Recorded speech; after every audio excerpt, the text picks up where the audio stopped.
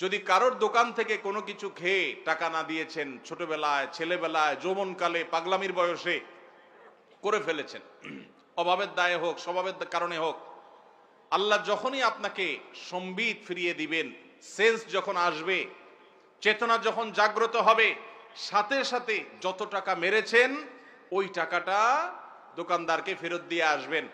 যদি স্বীকার করতে লজ্জা লাগে, স্বীকার করার দরকার নেই, দোকানদারকে বলেন যে টাকাটা আপনি পাবেন, যেভাবে হোক রেখে দেন, অথবা যে কোনো ভাবে দোকানদারের ক্যাশে টাকা আপনি দিয়ে দেন, বাস দায়মুক্ত হয়ে যাবেন। আর যদি না দেন তাহলে কিয়ামতের ময়দানে এই দোকানদার আপনার সামনে দাঁড়ায় যাবে।